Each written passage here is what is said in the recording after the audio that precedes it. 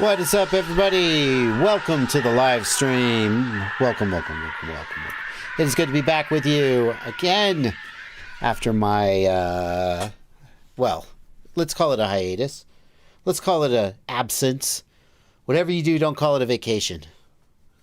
If I go on vacation, I will tell you. I hate being accused of having gone on vacation when I was actually working. To be fair, my whole life is like a vacation. I just get up in the morning and play with drones. You know, talk to people, answer emails. And sometimes I go do that somewhere else. But it's still my job, so it doesn't count as a vacation. Today, fiddling with this thing. I frickin' love my bamboo carbon X1C. I love all my 3D printers. I love them all equally. And just like when your parents said they loved all of their siblings equally, there was one they liked more. And it's the bamboo carbon X1C. This thing is freaking amazing. I know this is such a chintzy little thing, but I printed this wire tie. And look, it printed it out of TPU. And it just snaps on here. And I used it to... Oh, hang on. I used it to organize the wires behind my desk. You can kind of see it there. See it right there. I printed some plastic little straps, little holders, buckles, whatever. And I just organized it. So I'm very, very excited about that. Of all the little things to get excited about, you know? Hey, Dimitri, I think it's you, buddy. There's no audio in the stream.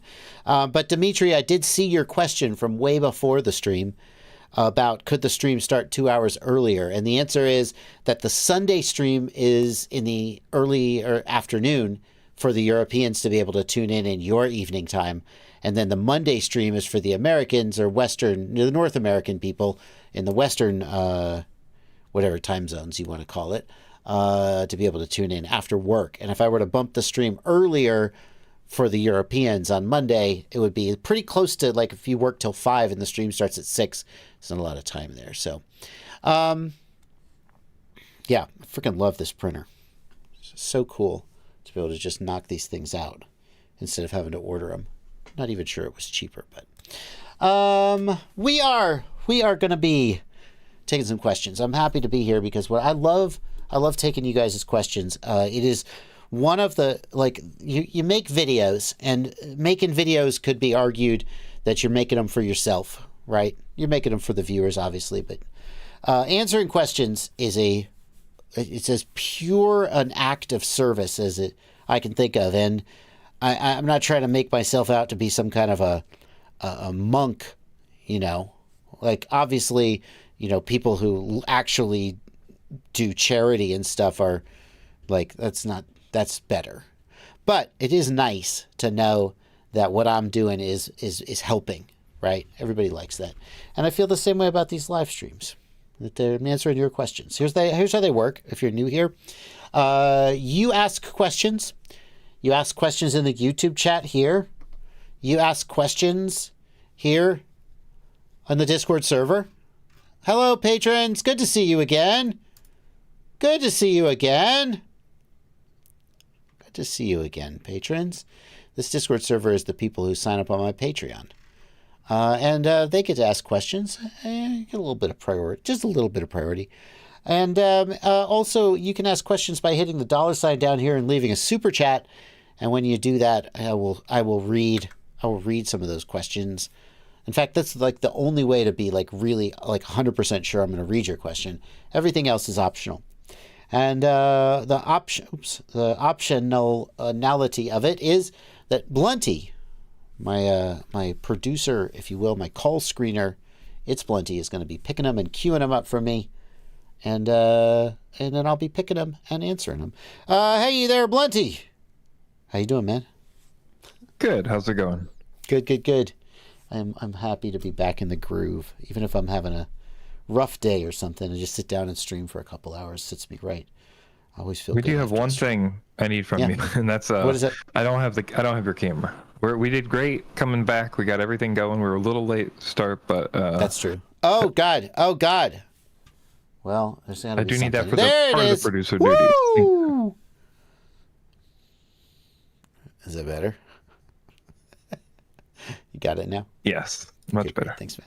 Yeah, I learned. I don't need to tell the people what I learned. I learned why the chat plugin that I use to put these questions on screen, every so often we go to start a live stream and it's not working. And I learned why. And as usual, it's user error. But anyway, let's take some questions. And we're going to start. I want to start with this question from Gray Hat, who asked, what would happen if you plugged two identical batteries into a dual charger, but crossed the balance leads and set them in the same charger setting? It's a very interesting question. Almost certainly it wouldn't work, and here's why. One of the safety checks that the charger does before it starts charging the battery is it looks at the voltage on the balance lead, and it looks at the voltage on the XT60. And if those voltages don't match up, it's like something ain't right here, and it refuses to charge. And the chances that the voltage on the balance lead and the voltage on the XT60 would be exactly the same. Can we do it? I bet we could do it. Hold on. This is worth doing. Hold on. Let's see. We got this. I need batteries. Oh, they're all in the other room. Hold on.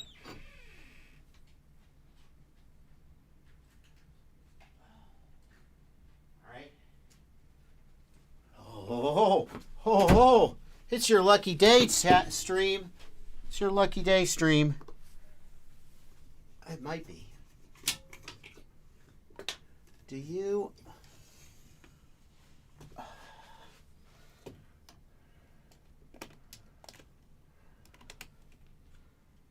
Okay. Oh. I should really just hook this thing up permanently.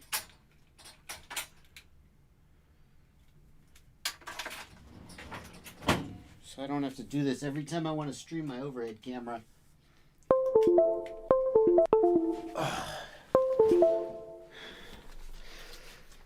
I have two cameras over on my bench wired to a capture card, and I never use them Because theoretically, once upon a time, I might stream from my bench, but I really never do. Okay. No, that isn't right. Hi, welcome. Remember that?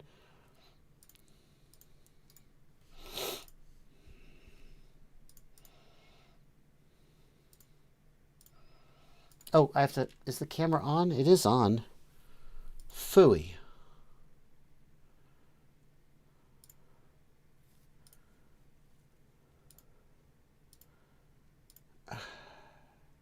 No. Camlink. Come on. No. Yes.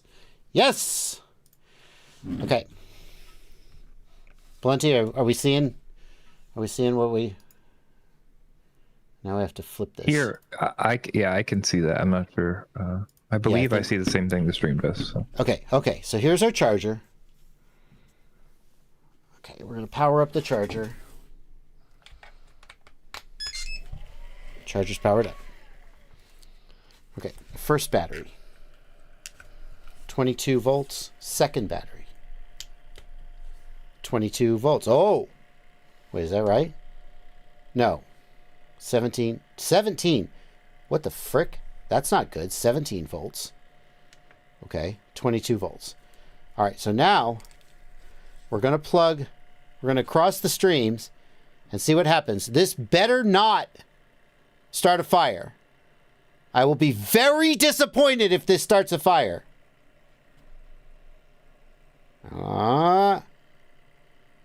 It should really have a problem right now. So what we got is 22 volts. Oh, no, come on. So we got 22 volts on the XT60, and we got 17 volts on the balance lead. You also have a missing cell. Oh, that explains why it's 17 volts. Okay, this battery is fucked. Yeah, maybe use a different We're battery. gonna unplug this battery and throw it in the trash. Okay, hold on. I'll be right back.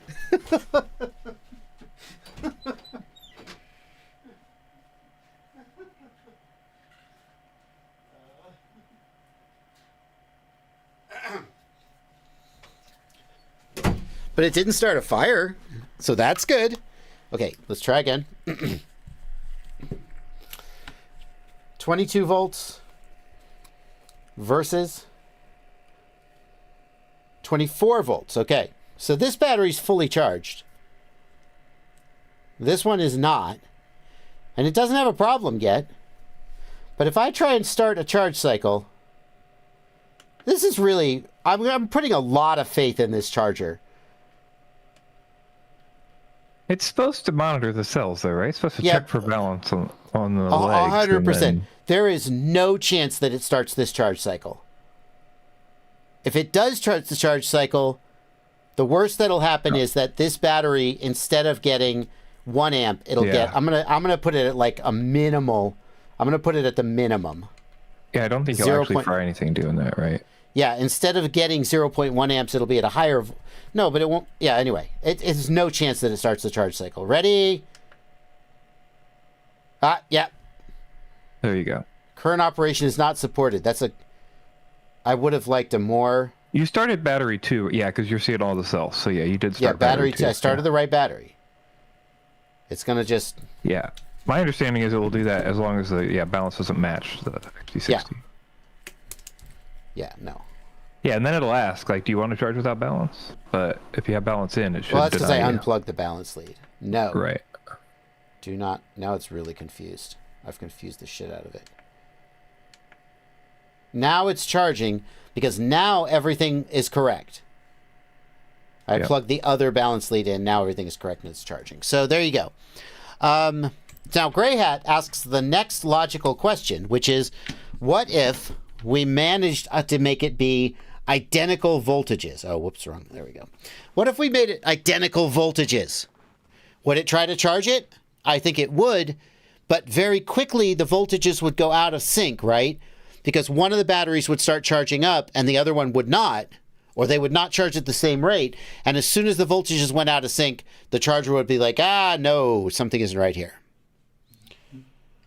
Might tell people not to actually throw dead lipos in the trash, says Killdozer. Why not? Killdozer, why shouldn't I throw dead lipos in the trash? Tell me your logic there. I'm not disagreeing with you.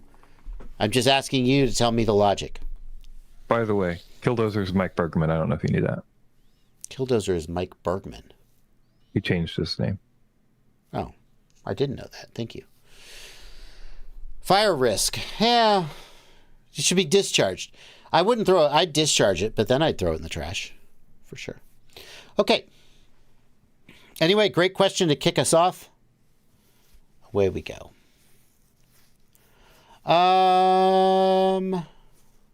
Let's see here.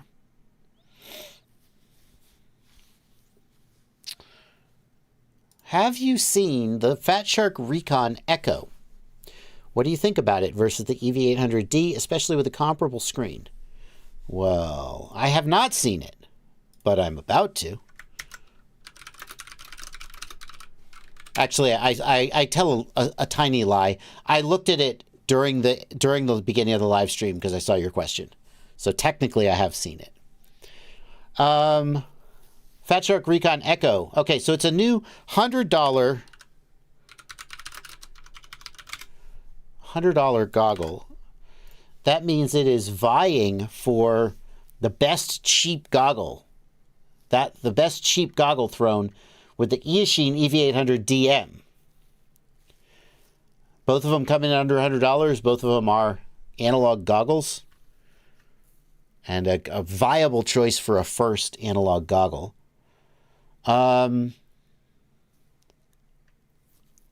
see here. USB-C charging, onboard DVR. I like the sound of USB-C charging. 40 channels, 69 format, 55-degree field of view. Does it have diversity? No, it doesn't. So I'm wondering, like the Fat Shark Scout has a built-in patch antenna in the front. These do not appear to have diversity. So that's a tough one. Like, how much difference is the diversity on the EV800DM going to make? Built-in. I think that the diversity is going to make the Eachine still tempting. I think it's still going to be tempting. The question is going to be whether the Fat Shark's receiver is so much better that even with one antenna, it still does a better job. The Fat Shark does have AV input, according to the specs. I don't see it there. Where would it? I don't know. I don't see it. It says it has AV input, though, doesn't it? Well, I thought it did. AV and functionality. So you could use it with a third-party receiver module if you had the money. The Eachine EV800DM has a detachable screen. That is a big plus for some people. I would guess that the quality on the Fat Shark Recon is going to be higher. Fat Shark tends to build good quality stuff. Yeah, Blinty. Is the DM the one that doesn't detach and the D detaches? Isn't it something like that? Well, it sure looks like the DM detaches, doesn't it? My memory is that one of them does not, or something, but maybe I'm wrong. Well, maybe you're right. The D, I went to the DM because I think most people would take the DM over the D. Black Jungle says both seem to detach. Now, the D also has diversity, but doesn't have a DVR. Does have a D. What's the DM? I thought the D didn't have diversity and the DM did. Well, now, what's the DM? It's got diversity and it's got a DVR. What's the DM got? I don't even remember. Well, anyway. $85. I think that the lack of diversity is the one thing about the Echo that stands out compared to the DM and the D. The detachable screen on the DM and the D is going to be nice. The D is bigger screen. Sounds like the D is the winner overall. Huh. Ha ha! Enjoy that one. Enjoy that little clip, kids. Compared to the DM. Frequently returned item. Thanks, Amazon. Amazon wants you to know people return this item a lot. Yeesh. Ouch. But I think the Fat Shark is probably going to be a better made product overall. Good to see another goggle in that price range. I think that DM is a new version of the DM. I would put like good money on the fact that the DM originally did not detach, because that was the big separator between the D and the DM. The DM had better specs, but the DM screen did not detach. So well, I would put big money that the D originally was missing either diversity or the DVR, and that was the distinguishing feature for the DM. But I can't find a single... There! Boom! I'm not crazy! Boom! The D so didn't have diversity. Revisions. I think we've just seen revisions of these goggles, and now they're different. Wait. Why does that say diversity goggles with DVR? Oh, okay. That's a newer one. That's 2017. That's not that much newer. But here clearly is a version of the D. If the D had diversity in 2017, then there's no excuse for me. That's not like a new revision. What was the point of the DM then? Oh well, I don't care. The DM had better screens. My memory originally was DM had better screen specs. Like it was literally a better screen. It was a little smaller and it didn't detach. That's my shotgun memory of it. So. Okay. All right. Well, we got a new product here. Our D's did not have diversity. Yeah.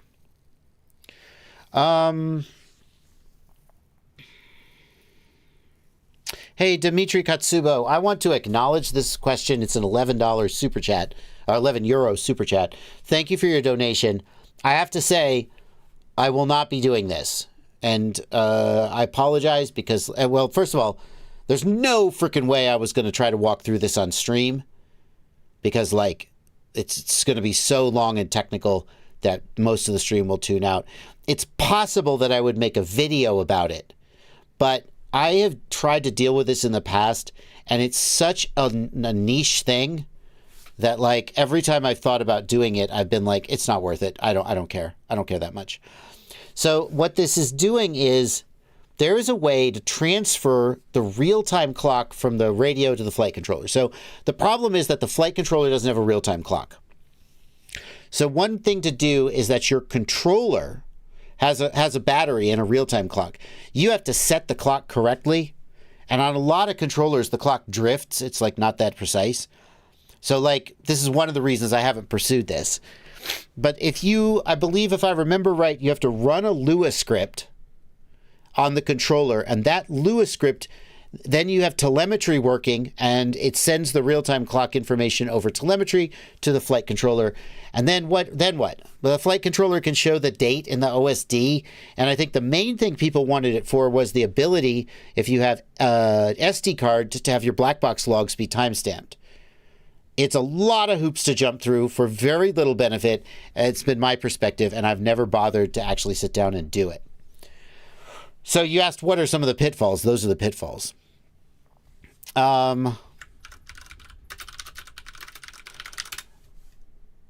There is so there is an Oscar Leong from 2021 going through it. I'll have to send Oscar your €11 super chat as thanks for him. And if somebody wanted to do this, if I want to do this today, then this is what I would do. I would follow these steps. And it sounds like all you have to do is run the Lua script. But hang on, because here's the truth. If you have a GPS module and get a lock, then the flight controller will have the correct timestamp. So if you really care about accurate times, accurate real-time clock, just put a GPS on your bird.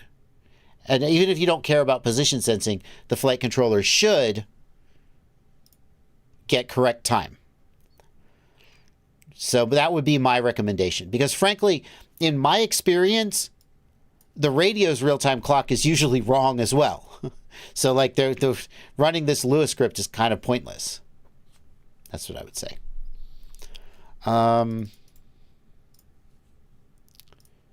But that's how you do it. I guess I kind of answered the question. Well, Oscar Leon kind of answered the question. I'm not going to go through the steps, and I'm not going to look for pitfalls of where it could have gone wrong, just because that's not the kind of thing we tend to do on a live stream with hundreds of people watching, going into like minute technical details. Yeah.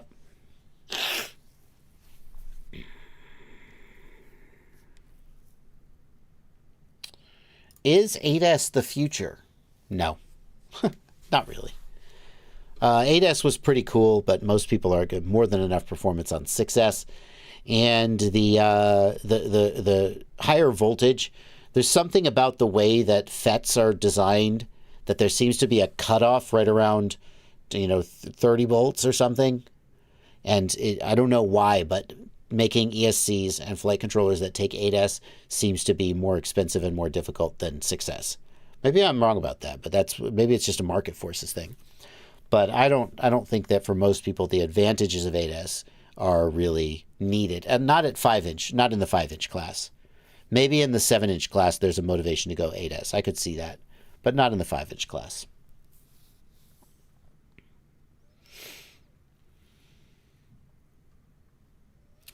Max Melner says, sometimes my battery leads desolder when I rip really hard. So if your battery leads desolder when you rip really hard, it likely means that you had a cold joint and it's a high resistance joint. Okay? And so heat buildup is being concentrated in the solder joint and causing it to melt. I have heard of cases where an ESC gets hot enough to flow the solder and the FETs literally shift in position and actually they can fry themselves. Your ESC should have an amp rating where that doesn't happen. That's what the amp rating of the ESC is. If your ESC isn't getting any airflow, if you've got it closed up, that could cause it to overheat when you rip really hard.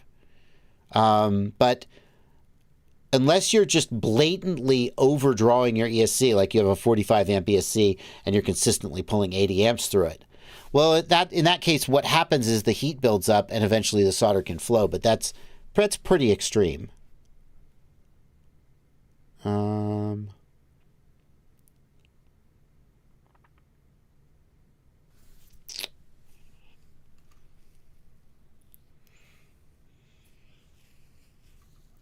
Technically, Tom says that if you use GPS time, it's for GMT time zone, and there's no way to adjust it for your real time zone. That's interesting because, like, in theory, it knows where you are, so it should be able to make a pretty good guess as to your time zone. But maybe that time zone table would be pretty big.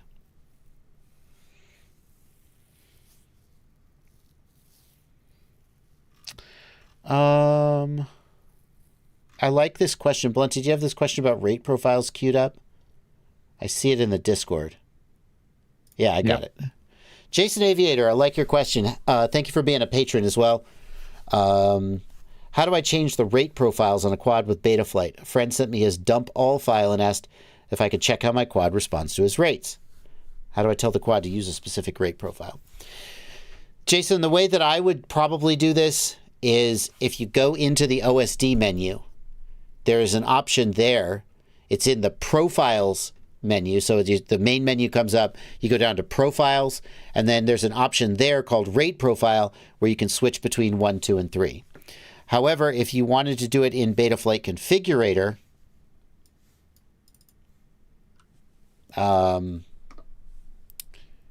you could go to the PID tuning tab, the rate profile, here we go, and you just choose your rate profile here. So this pull down will change which rate profile is currently active. You just do that, and I don't even know if you need to hit save. I'm not even sure about that. I might hit save just on principle. Okay? So the final way you could do it, it's not going to work because this is, you go to the CLI and you type rate profile 2 or whatever. I'm not sure if those are 0 index. Don't do it that way. Don't do it that way.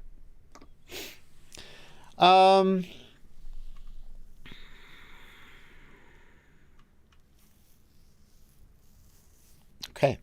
That's how you do it. Let's see here. How do you put rate profiles on an aux switch?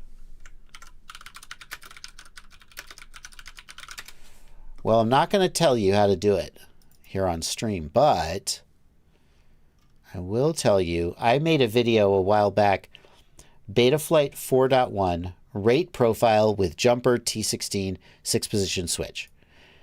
And this video will tell you how to put rate profiles on a switch. Now, in my case, it's the jumper T16's 6-position switch. But you can use any switch you want, and that's how you do it. So I'm going to suggest you check out that video. Just Google search Joshua Bardwell rate profile jumper T16 6-position switch. And that's how you do it. It involves the adjustments tab, which is a little unintuitive. This is my producer reminder for you to start Super Chats. Oh, thank you. Oh, gosh, it's 8:35. Yeah, I usually start in the half hour. Thank you, Blinty. We're now going to start reading Super Chats. The people who paid money are going to get preferential treatment, just like always in life. Well, you put it like that, it hardly sounds worth it. Edgar Vale. Thank you for a $5 Super Chat. I want to use motors, Axis Flying C135 from an old quad and a new 2.5-inch frame, but the wires are too short. Should I just buy new motors? No, don't throw out motors. You can make it work.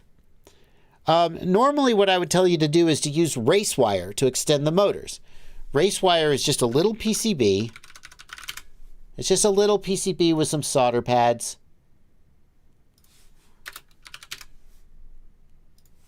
Looks something like this. And basically the motor wires solder to the out on one side and the other side, and it's a very easy way to extend your motor wires. Maybe that'll work for you. Although on a Cinewhoop, there might not be a convenient place to put the race wire. So then you could just splice the wires and extend them. The other thing you could do. Make sure to use a same gauge wire or larger, but not smaller. Depending on the frame, I might use race wire or I might just extend the wires. But I certainly wouldn't throw out 3 good motors just because the wires were a little short. Quad City Bay Area, thank you for a $2 Super Chat. Is the 03 H266? No, it's 265. The 03 uses H265. Is H266 even a thing? The preliminary Googles I did said it was maybe a thing and then kind of died out. AV1 seems to be popular in replacement for it because there's dedicated hardware. I don't know.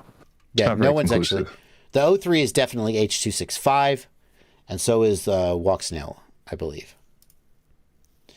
Nord Squad. Thank you for 100 Norwegian kroner. I have an idea. Would this work in theory? To have a parallel adapter and use a lithium ion and a LiPo at the same time, and have like a device that adapters that knows when to use the LiPo for punching fast. So the problem is that the advantage of a lithium ion is that it can be discharged lower than a LiPo. A LiPo basically is useless below about 3.3 volts. Maybe, depending on how fine you want to shave that, but 3.3 volts, let's say.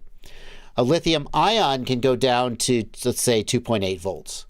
And that equates to longer flight time because you can just keep flying as the voltage gets lower. So if you had a lithium ion and a LiPo in parallel, then the lithium ion would destroy the LiPo because in parallel, the voltage is always the same. And that's the thing. When to use the LiPo for punching fast, you wouldn't need like a switch of some kind. If a LiPo and a lithium ion are in parallel, and a load, you think about what a load is doing. When you connect a battery to a load, the battery has voltage potential and the load has a resistance, if you will. And the current that flows through the load is proportional to the voltage and the resistance, right? Volts divided by ohms equals amps. So, if you have a motor and it is connected to 2 batteries in parallel, the exact same thing happens. The motor presents a load and therefore current wants to flow. But the difference is that the LiPo having lower resistance, having a higher C rating or lower internal resistance, will be more willing to provide current and will experience less voltage sag. Whereas the lithium ion will experience more voltage sag. And I have to wonder if, like, some current would flow into the lithium ion to keep its voltage up. I don't know. It's weird. I wonder, I think that wouldn't happen. Because, like, I've done tests on batteries in a parallel charge board, and when batteries have a little different C rating or a little different cell size, they just give less current proportional to the load. So it feels to me like if you took a LiPo and a lithium ion and put them in parallel, essentially you'd get what you're asking for. The LiPo would provide most of the current when current was demanded, but you would be missing out on the benefit of the lithium ion. There would be no point in doing that because the lithium ion could not go down to 2.8 volts without destroying the LiPo. What you would need is some kind of a circuit that cut off the LiPo at 3.3 volts and then only left you with the lithium ion as kind of like a backup gas in the tank. But then you're losing the weight worth of flight time, right? Yeah, I don't think it's worth it. It's like there's a reason that nobody does this. It feels really clever, but once you start diving into it, the downsides outweigh the advantages. Is what I think. If you, yeah.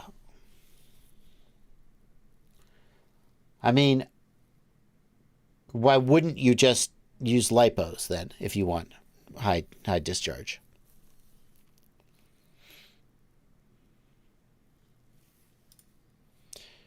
Like, this is the circuit you would want to use. I agree, and I'm certainly not a schematics expert or electrical circuitry expert. Like, but if you had diodes like this, then current could not flow between the batteries. It could only flow to the load. But in that case, you would just destroy the lithium ion. Because if you've got this high-powered motor that's... What happens if you take a lithium ion battery and you put like a high kV, high-powered motor on it? It sags like crap, it gets super hot, it gets super puffy, and it's ruined. That same thing would happen if you had a LiPo in parallel with it. I mean, the LiPo would take some of the load, but yeah... I don't know. It feels clever, but I don't think it would work. And there's a reason nobody does it. Also, people are talking about current limiting, battery management, but I don't know that any of that is fast enough to be able to work with a drone, right? Right. Like, I'd be interested to know if those circuits could handle like that in the air actively, right? Right. At the speed it would demand it. Yeah. Whatever you're trying to accomplish, there's a better way to accomplish it without mixing battery chemistries. That's what I would say.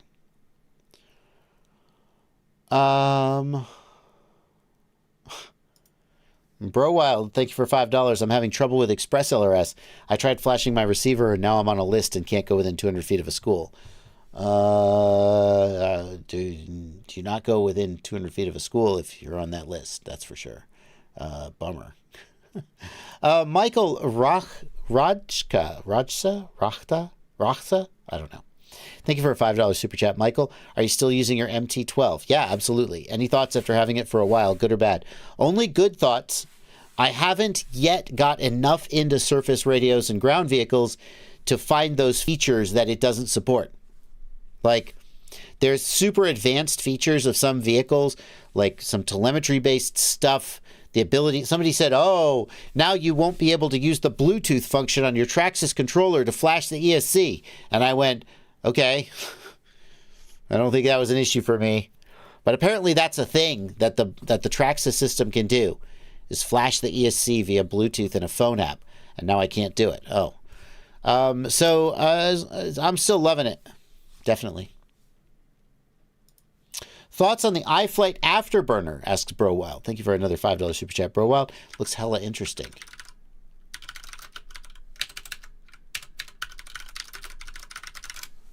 iFlight Afterburner. Let's have a look. The iFlight Afterburner is a new cinema-focused drone from iFlight. They make a point of saying, did they say it here? Not a freestyle drone. If you fly this like a freestyle drone and crash it into a wall at 70 miles an hour, it will break. It is not a basher. It's designed for professional pilots who use their FPV drones for cinematic work, aerodynamics, and balance. And you can see what they've done here is they've got vertical arms to help reduce the drag and a canopy. Well, I don't know how good aerodynamics are going to be there, especially once you put a camera on top. It's a cool little drone. I have to say, this style of frame has always annoyed the shit out of me. Because, like, in order to build it, and I don't know the Afterburner specifically, but, like, I can see that what you do is you put the arm in this little slot here, and in this little slot here, and then you sandwich it between the top and the bottom plate. That's how these always are. And that gives you a lot of rigidity. You get this triangle bracing and rigidity. But it's such a pain in the ass to build and maintain. The second, like, if you have to get inside a frame like this to do maintenance, if you take the top plate off, all the arms just go blah and fall off. Now, maybe iFlight has done something clever to address this. But in general, I have stayed away from this type of frame in the past because it's such a hassle to maintain. Hello. All right, we got 1, 2, 3, 4, 5, 6, 7, 8 screws. How do we maintain this? Does this bottom plate just lift off? Like, it looks like here is maybe the video transmitter. Where's the flight controller? Does it drop? Does it lift out? When I put it back together, how do the arms go in? I don't know. Why would I use that instead of a normal dead cat? Well, good question. I mean, this is more central. It's more symmetrical. So you may find that the handling is a little better. It's not going to be more durable. It might be lighter. It might be lighter than a dead cat style. I don't know.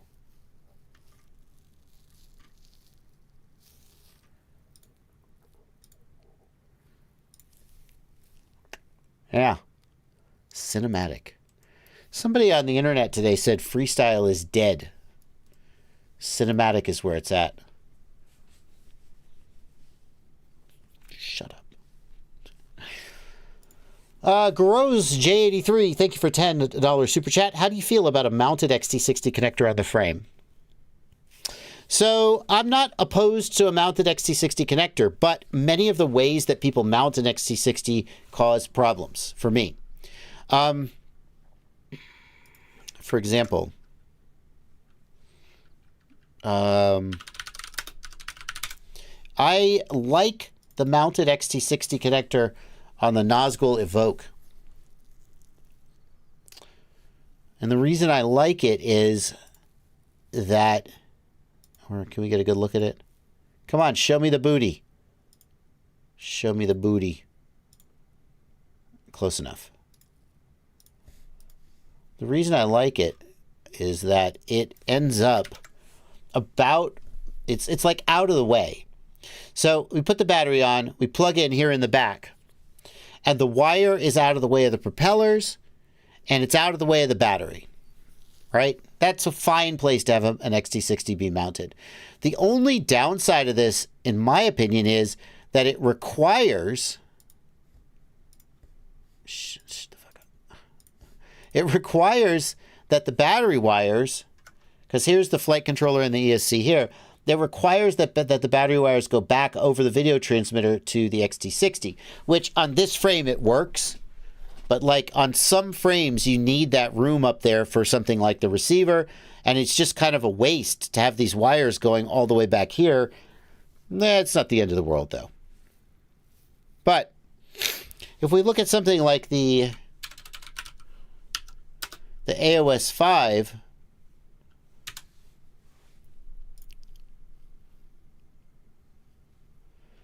the AOS 5 mounts its XT60 connector. Hello. Can I just see? This website always pisses me off. I just want to see your goddamn quadcopter, Chris. I just want to see your damn frame. It's just this marketing brochure, and I'm like, okay, can I see the... No. Nah, you can't see it. I don't know why you would want to see the frame. Okay, here we go. So, Chris Rosser, and by the way, Chris Rosser, it's my understanding, I don't want to misrepresent him, so take this with a grain of salt. It's my understanding that he originally didn't really want to do a fixed XT60 connector. And so he may actually agree with me that this is kind of a dumb idea. But people wanted it, and so he did it, but it's like optional. This I hate. When the XT60 is like this, if you have a GoPro on the frame, now the XT60 is in between the GoPro and the battery and is pushing the battery backwards. And that annoys me. Because I sometimes with a particularly large battery, the battery doesn't really fit on the plate very easily. It limits the degree to which you can tilt your GoPro back. Unless you have a GoPro mount that raises the GoPro up and then lets it tilt back. This I really dislike. So the fixed mounts are okay, but it really depends on how the mount is made. I don't know, I'm not going to find an example of this, but I've seen somewhere, I don't remember where, so if you were the one who did this first, credit to you. There's an XT60 mount that actually clips to the side standoffs. And so the XT60 comes out of the ESC to the side and goes up and is restrained there. And I love that because it keeps the wire out of the props, it keeps everything contained, and it's in a really good place. So that's my thought about that.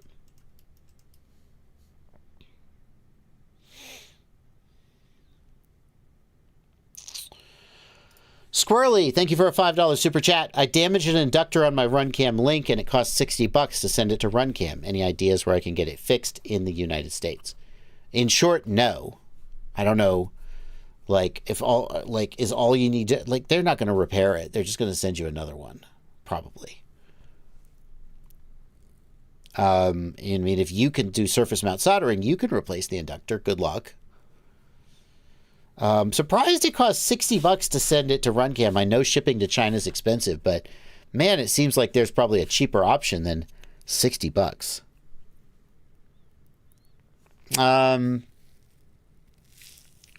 Maybe vistarepair.de. I know Cyclone FPV. I think he used to do Vista repairs, but I think he's out of business. Or he's not, I don't know. I think his website did a crash sale a while back.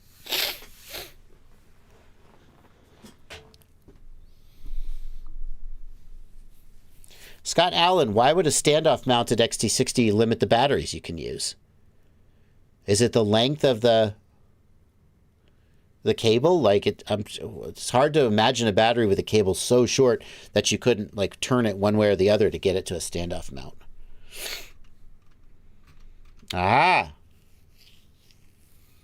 Eirik Toft, this is similar to what I'm talking about, but not exactly. So this is the diatone method, and they've got the cable clipped to the standoff, which is fine. But I've seen it with the actual XT60 clipped to a standoff, which... I think my concern with the XT60 in the middle was that if you're trying to mount a battery that's longer than the back of the frame, it covers the XT60 connector, right? In the back, like the Evoke? Well, if you're trying to put a battery on there, it can only be so long, right? Because then sure. you're covering the XT60 with the battery, and then you can't fit the battery on the quad. That's my thought. Valid. That's valid. Yeah. I mean, I'm not sure. I'm not sure I've ever had that exact problem with a 5-inch. I have had 5-inch batteries that hang off the back a little, but the Evoque is relatively long, and there's nothing else taking space on the top plate. So, but sure, that's valid. Tarek was Cyclone FPV. Thank you, Dronesen. Surge is Pyrodrone. Yes.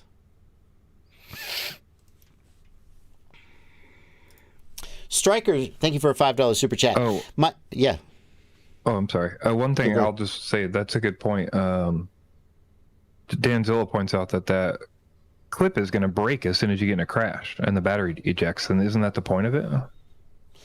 I mean, you would want it. Yeah, you would. Well, I mean, when I zip tie my XT60 to a standoff, I want that as strain relief so the ESC doesn't take the hit.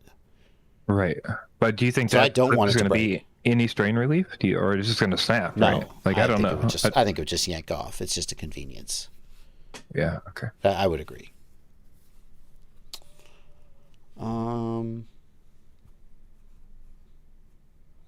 Yeah, Danzilla says they're not strong enough to resist a hard tug. Yeah, they're a convenience. Striker, thank you for a $5 super chat. My baby ape gets here Friday, and I'm super excited. Do rates make a difference in flight performance, or is it just controller sensitivity? Well, you say just controller sensitivity, like as if that doesn't matter, and it totally does. If I hand you a quadcopter with rates of 2,000 degrees per second, you're going to find it very, very hard to fly. If I hand you a quadcopter with rates of 100 degrees per second, it's going to be so slow to turn that it'll be hard to fly. So rates definitely matter, but rates are inherently personal. There isn't a best rate. Like with PIDs, we can objectively look at how the quadcopter flies and say whether your PIDs are good or bad. But with rates, it's very personal, and it's just what helps you fly the most precisely.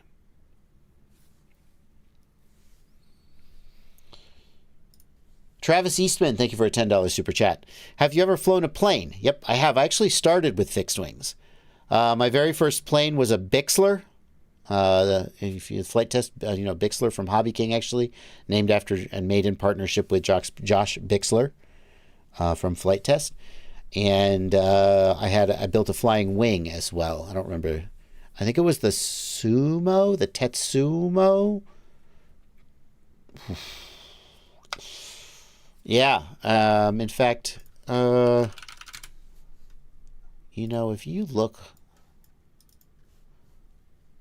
I wonder, I'm not going to take too long searching, but I bet I could find some very early videos I did. Look at this. Well, if you're like me and a lot of people, you hate putting the screws in your Bixler 2 to hold the wings in. And I had a 9 years where ago, when it crashed, the magnets will give way before the foam breaks. Yeah. So there's me and my Bixler with these magnets made to hold the wings in, so I don't have to put the screws in. Way back when, 9 years ago.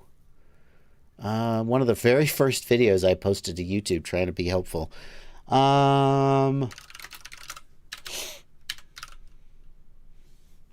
And here is me flying my wing around a park near our house. And there's head tracking gimbal on there. Yep, that's a flying wing for you. It's all over the frickin' place. Still.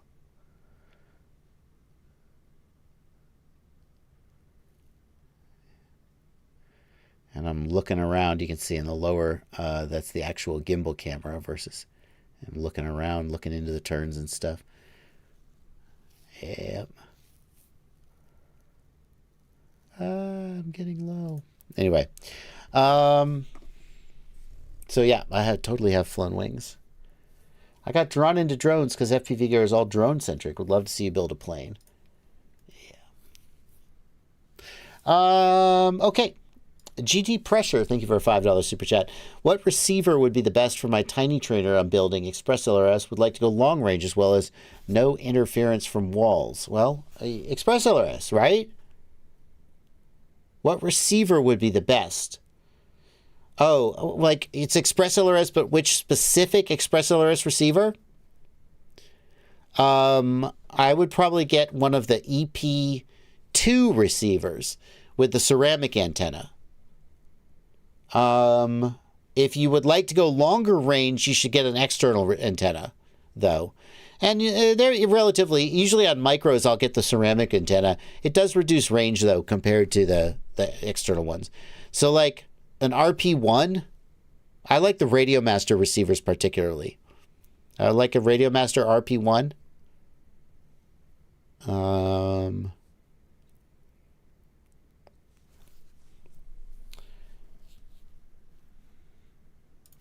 Thoughts on the 533 flip switch frame? Thank you very much for a $2 super chat, Bulldog FPV. It's the flip switch. Community-led freestyle design. Well, that's freestyle, all right. Nope, I don't know if you guys heard, freestyle's dead. Cinematic and Cinewhoops are all that matter anymore. So it doesn't really matter. The 533 flip switch. Now, I remember the light switch. I see. So here we've got the light switch is their racing frame, and they had the footy, which was, I believe, a hybrid racing / freestyle frame. So the flip switch is Evan Turner's pure freestyle frame. And we have to start by saying Evan Turner, like and Armando Gallegos, I think is his last name. Those guys are no slouches when it comes to designing frames. So, like, I'm going to look at it and I'm going to go, ooh, I like this. Ooh, I don't like that. But, like, come on. It's like, it's good, right? But that doesn't mean we can't nitpick it. And I totally will. Ooh, that's a great photo. Or is that a render? That's a render. So we have soft mounting for the O3. A lot of people are going to care about that. Fits the original DJI Air unit. Not that anyone still flies it, but okay. Plenty of room back there. It is a slam deck design. Slam deck designs like this they are very challenging to build if you don't have at least a medium level of experience building. Like, just the extra 5 millimeters you might get, or 10 millimeters from longer standoffs, give you so much more flexibility to just stuff in there and not have to think a lot about like how big your wires are or where your receiver goes, all kinds of things like that. Even just looking at this photo, I'm like, where would the receiver go? Where's the receiver in this build? It's not in the back. There's nowhere to put it. The receiver is behind the camera. And that means most likely that your antenna is up on the side or up on the front, which you may not like. So it's going to lock you in certain ways. A lot of people will not like this being this slammed. Yeah, Blenty. You may have answered this already, but like, what are we achieving with the split deck? Okay, so let's talk about the split deck. So then we got a split deck. And the reason that we need the split deck, so let's back out from the beginning to the end, or the end to the beginning. The reason we need the split deck is because the camera requires a certain amount of height. I've seen when slam deck designs first started to become a thing, designs that were slammed all the way from the front to the back. And the problem is that you don't have any room to up tilt the camera. Okay? The camera just hits the bottom plate or hits the top plate. So the split deck design is starting from the premise that you want to make the deck as slammed as possible, but you have to give the camera enough room to tilt back. And so then what you see people do, I think this is how the design goes. Obviously, Evan could, okay, that's going to be the best picture. Evan can speak for himself and I'm sure he has talked about the design, but you go, okay, this is the minimum height that I need to give my camera enough room, and by the way, not just the O3, but multiple cameras, enough room to tilt back and front. And then I'm going to have this here for the GoPro. So this is dictated by the desire to carry a HD camera, and also like it's just convenient to have this go back to the first set of standoffs. But then we slam the frame, and the idea there is that it puts the battery closer to the center of mass. So now we have reduced the center of mass, the distribution of the mass by a small amount, and that should make it snappier to rotate. The big question, of course, is there any noticeable difference between like that extra like 5 millimeters or 2 millimeters or whatever of height, having the battery that close to the center of mass? I think it's debatable whether there's a difference. You increase the durability a little bit because when you have an impact, there is less torque on these vertical braces. Excuse me. Being shorter, there's less torque on them. You will never have your battery slide forward and slam your GoPro and break the back screen because the battery can't slide forward because you got the split deck.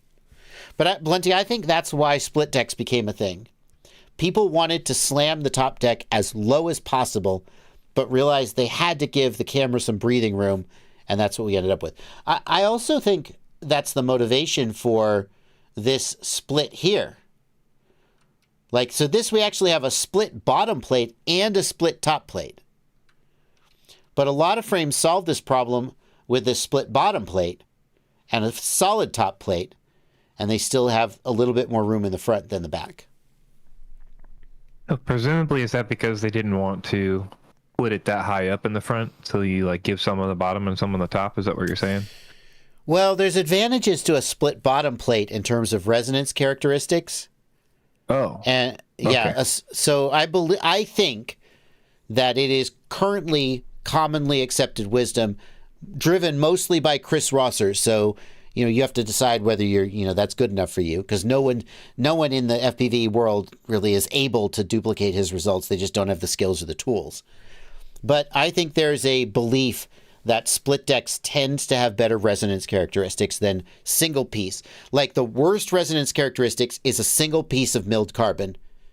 And the next best would be like 4 separate arms with a single bottom plate and like an X plate. And then it's almost like the more pieces you make the bottom plate out of, the better the resonance characteristics get. Ostensibly because like the joints in between the pieces like absorb some of the noise or something like that. I don't know. But and then you're just doing trade-offs, because then you have possibly weakness in the design, like on certain angles that you're getting hit or whatever, right? Because then the question is, why isn't everything split deck? Is it just harder to build? Is it harder to design? I don't know. Right. I don't know. I mean, maybe some people just don't cotton to that wisdom. Split decks are more complicated to build just because you have more pieces. I think they can be stronger because you're able to orient the pieces relative to the carbon plate so that like you optimize the direction of the weave, if that's a thing for the type of carbon you're using. Whereas when you cut a single piece out of the carbon fiber plate, some of the strands will not be going in the optimal direction. So I don't think it's a given that a split deck design is going to be weaker. And like some of the most durable designs are split decks. Well, a lot of designs nowadays are split decks. So to me, like, I wouldn't, like, obviously I love the QAVS. That's the frame I worked with Ryan Harrell and Santiago Espanzola, I think. Ryan and Santiago worked with them to sort of help shape it. I full credit to Ryan and Santiago. They basically designed a frame, and then I was like, I like that frame. Can I change like 4 things about it and put my name on it? And they were like, sure. And so when I say I like worked with them, let's not overstate my contribution. But this frame wouldn't like be my first pick as a freestyle frame. It's just like a little fiddly for me, and I'm not sure the benefits are there. I would be cussing the whole time I built it because of how slammed this is. I'd be like, the spacers I have on my flight controller are just a little too tall, and my flight controller's hitting the top deck, and I have to go find shorter spacers. And I just like a little more flexibility in my build, and this really locks you down. But I'm sure it's an excellent frame. They make good stuff. What does it cost? $75? It's a very reasonable price. It looks like a very high quality frame for $75. Metal front end. Excellent. Excuse me. If it appeals to you, I don't see any reason why you wouldn't get it. But know that you're going to really have to be very precise in the build because of how slammed it is. Excuse me. Nishant Pinto, thank you for 500 South African Rand. What is that in dollars? He put in another super chat with his question. I thought he would. It's like, okay, $25. That's a very generous super chat. Thank you. And I'm going to now find your question. Nishant asks, and another $70, 70 South African Rand. Thank you, Nishant, again. Been in the hobby since 2017. JB, thanks for all you do. Although I learned how to build my first quad from Andy RC, your video saved me from a lot of trouble. Hey, however you got into it, I'm just happy you got into it. Thank you for the donations. Okay, Striker, thank you for a $2 super chat. By the way, we're going to keep doing super chats. I got about 5 more super chats, and then we'll go back to the regular chats. We're going to keep doing super chats until I run through them, though. Sorry, but that's how it works. So if you're waiting for me to get to your question, you're going to have to either put it in a super chat or you're going to have to just wait for me to catch up. Fuck, marry, kill.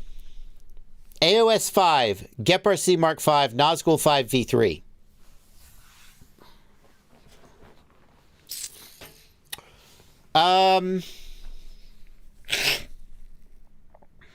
This question can't be answered logically. So I just have to think about the personality of these quads. Because obviously I'm not literally going to do these things. But I could think about the personality of these quads.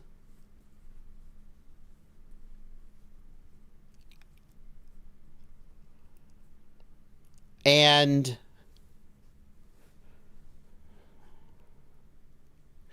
I feel like you marry the Gepard C Mark V. The Gepard C Mark V, to me, let's put it up on screen. To me, the Gepard C Mark V is like just a ride or die. It's not like sexy or elegant. That's not to take anything away from it. It's not ugly, but it's like solid. It's solid. Does it have plastic side plates or LEDs? No, it doesn't need that. It's going to show up. It's going to rip. It's going to do its job. I marry the Gepard C Mark V.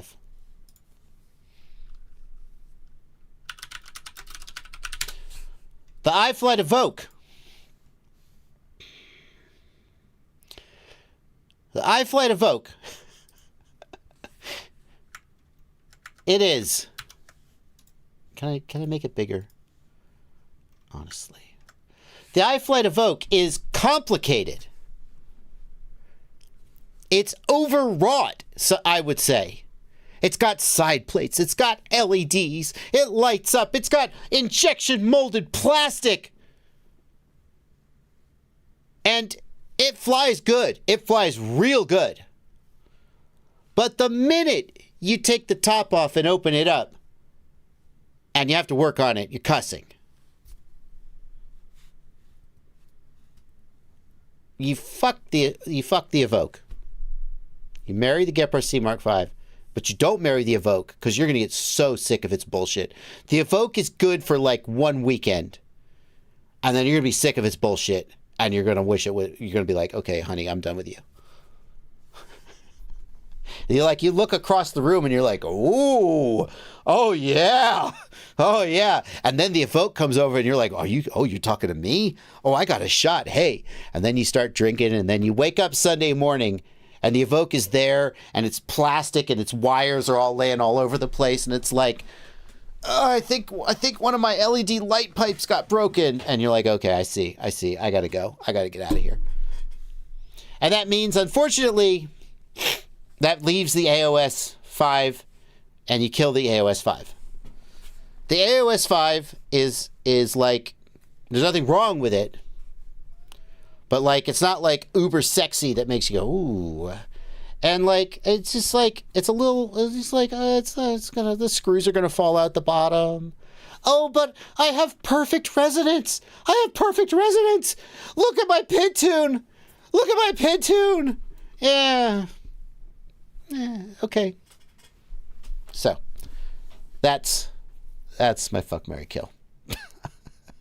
The Evoke, not the Nazgul. If I said Nazgul, I didn't mean it. The Nazgul. Wait. The Evoke?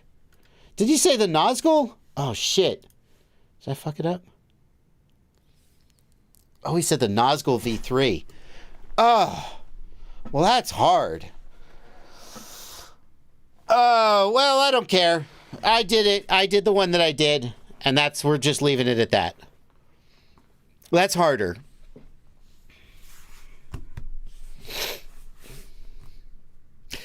The thing is, the Nazgul V3 is too similar to the Mark V.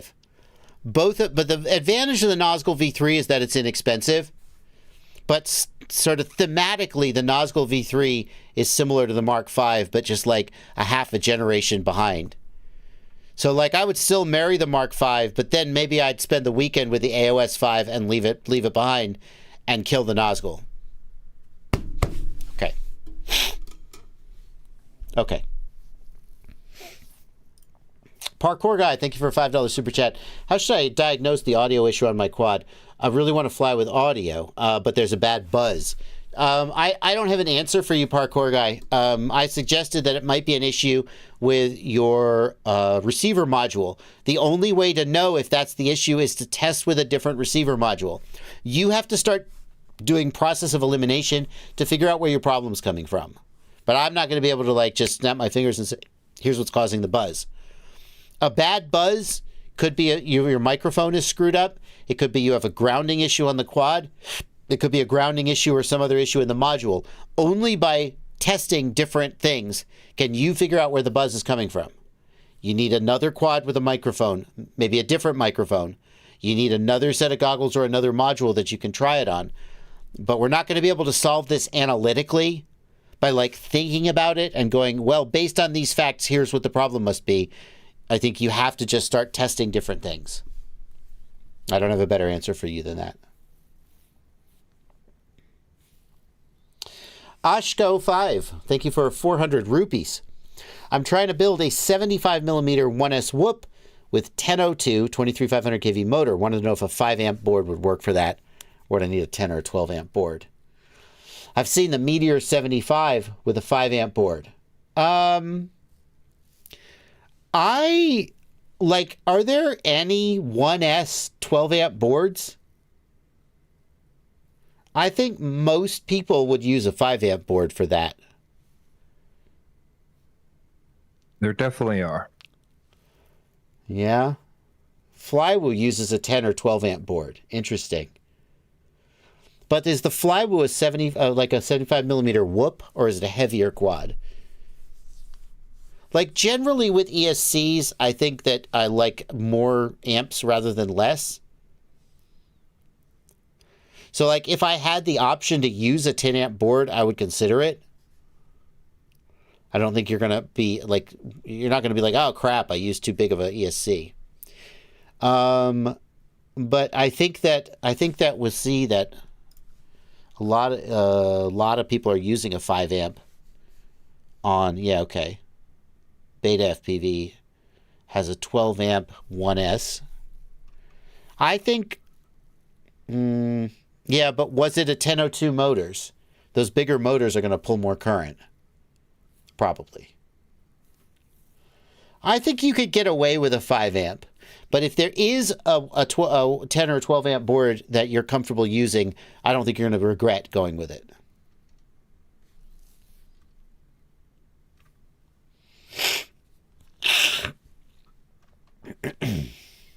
I misspoke. I know that there are like 12 amp boards, 1S 12 amp boards, 10 amp boards for like toothpicks.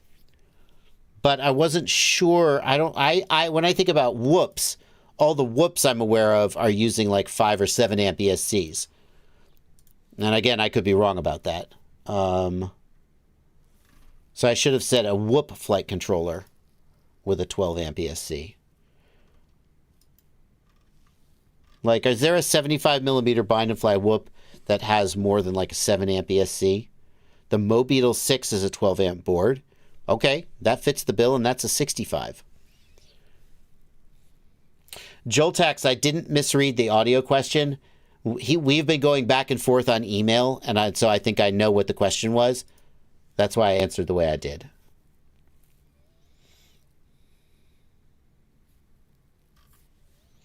Like, if you're not sure, then I would get the higher rating. That's what I would say. Tully Bob, thank you for a $10 super chat. I've been using the DJI Controller 2 and the V2 goggles with my O3 Jones just fine. But when I switch to an older DJI system, only the goggles will bind. Yep. Tully Bob, you've been DJI'd. The V2 goggles, when they are flashed to work with the O3, no longer work with the flip. No, you're close. You're getting there. You got it. So if you use the DJI Controller 2, it's the Vista. Yeah. The V2 only works with the O3 and the DJI Controller 2, or the Vista and the black controller, which is the original controller. So you can't use the Controller 2 with the Vista. When I switched the older system, because he's switching modes. That's it. He's switching from O3 mode to Vista mode, and in Vista mode, the V2 controller won't bind. Yes, okay, yep. The V2 controller will only bind with the O3 and the V2 goggles, but not with the Vista and the V2 goggles. So you have correctly described the situation, and it's because DJI just made it that way for whatever reason, and there's no workaround. Just so you're aware, if you go to the goggles 2, then that changes. And on the goggles 2, because the Vista gets flashed with an O3 firmware, it can use the new controller. That's my understanding. Oh, that's interesting. I'm not sure I knew that. Or maybe I did, and it's so complicated. I probably blocked it out. All right, thank you, Blunty. So the short answer, Tully Bob, is there isn't a way to do what you want to do unless you buy the goggles too. That's DJI. Oh, was there something you wanted?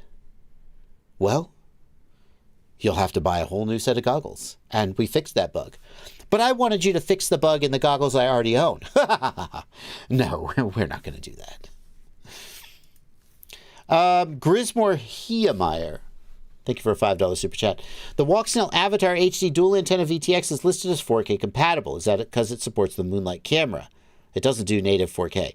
Yeah, Grisnor, there's some confusion here. So you can put the Moonlight camera on any Walksnail VTX, but it will not send 4K back to your goggles, and only the Moonlight DVR will record 4K. And if you think about it, like, I haven't actually tested this, because like even if somehow miraculously the VTX would record 4K, it only has 32 gig of storage. Like it'll just fill up in minutes. But I don't think it will. I think you have to have the Moonlight DVR in order to record 4K. So there's really not any point in buying the Moonlight camera separate from the Moonlight DVR, because there are better cameras out there. Right, but I have the Moonlight function. Is there another Walksnail camera that has? Yeah, the Pro camera is way freaking better. Okay, you great. You guys want a teaser? Ooh, let's do it. So I haven't released my Moonlight video review yet because there have been some things that have held me up, and I keep thinking, I found myself thinking, well, I could just put the video out and put a disclaimer. And then I was like, no, F it. I'm not doing that. I will put this video out 2 weeks late if it means that when I put it out, I'm proud of it and I feel good about the information that's in it. I'm not going to release a video before it's ready. And it's on me that it's not ready. Like, I could have started working on it a month ago and then it would have been ready. But anyway, here's what it is. But I'll give you a little teaser. I have footage.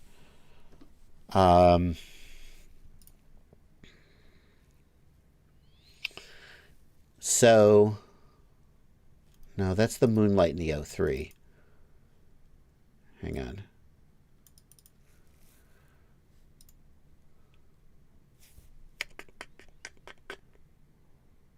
Avatar S.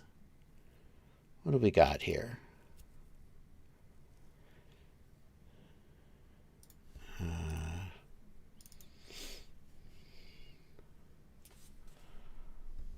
No, I need to be flying.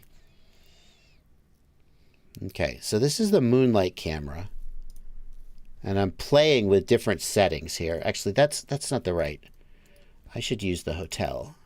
Because, but I don't have the pro camera from the hotel. Fuck. Oh, well.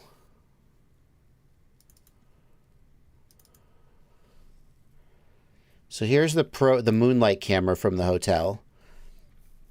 And this is at maximum sensitivity. So this is as good as it could get. You know, max ISO. And you can see that, like it's doing something. But when I get to the very back, you can't see a lot. It's pretty dark. Whereas, I know I have the Pro camera. I know I have the Pro camera.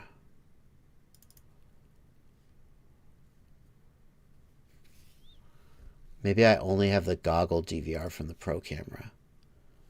No, that's the Moonlight. Sorry, guys. No, that's the Moonlight camera again. So this is fixed exposure. Well, I'm not going to like dig through my footage. I'll show you one more thing. But the Pro camera is way better. So you should know this is with locked exposure. Okay? So this is not as bright as it can get.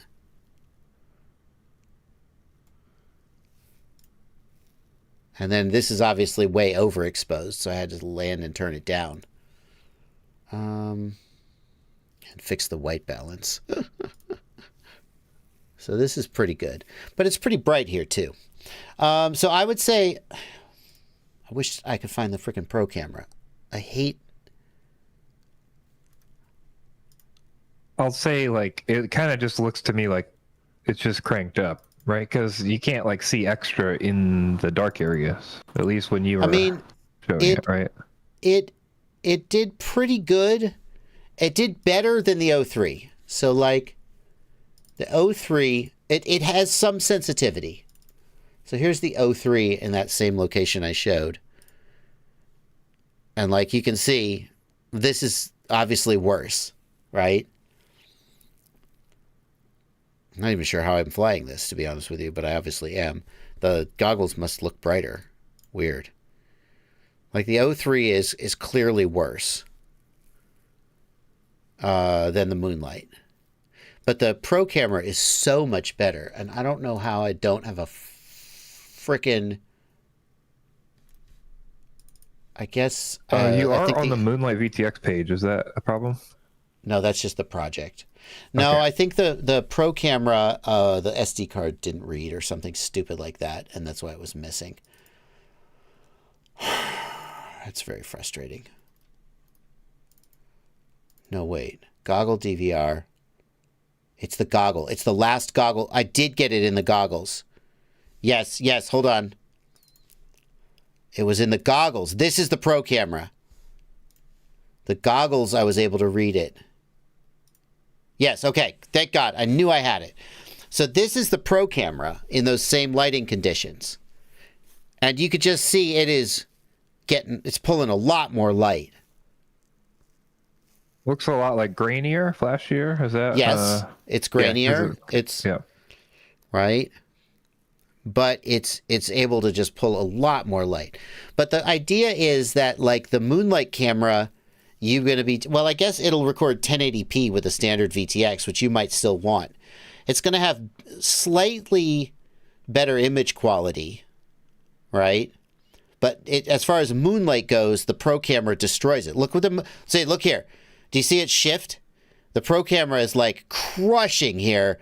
The Moonlight could not do this. This would be just... So as an FPV camera goes, the Pro camera destroys it. But obviously the image quality of the Moonlight camera is way better. And that's what I would say about that. I guess that's the ISO or whatever. It looks like it's just cranked out, like when you do that with trying to get night stuff and you get like that super graininess from the... The Moonlight also has a larger sensor. It has a larger sensor, and I don't know if it's larger than the Pro camera. The Pro camera has a larger sensor, and I don't know the size of the Moonlight sensor, but it's a 4K sensor, so the photo sites are going to be more dense. And so the Moonlight doesn't have as sensitive a sensor as the Pro, and can't pull in light and can't operate as dark. But it has a little better image quality overall. So should those names be swapped? Right. I don't know why they called it the Moonlight. It's not an excellent low light camera. It's a better low light camera than the 03, but that's not saying much. The Pro camera should be the Moonlight camera, and then the Moonlight should be the 4K camera. No, the Moonlight should be the Pro camera because it has good image quality. You're absolutely right, 4K, Monty. right? They're like backwards. Yeah. Yeah. So,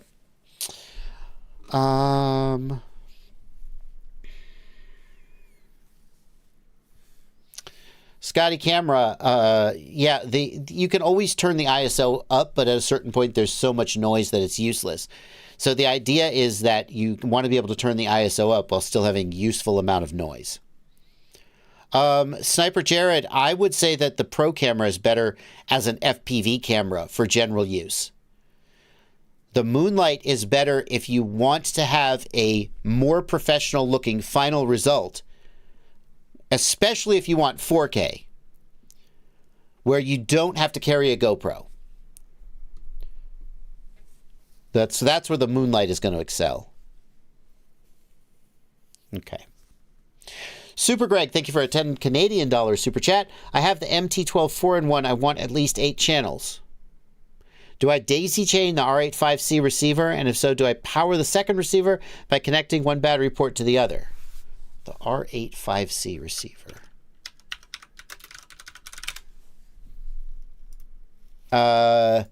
I don't know that you can. I don't know. So with Express LRS, you can bind 2 receivers and set one receiver to output channels 1 through 5 and one receiver to output channels 6 through 8. I don't know that with that you can do that with the R85C receiver. That's not an Express LRS receiver. Yeah, so I don't know that you can. Maybe you can, but I'm not sure.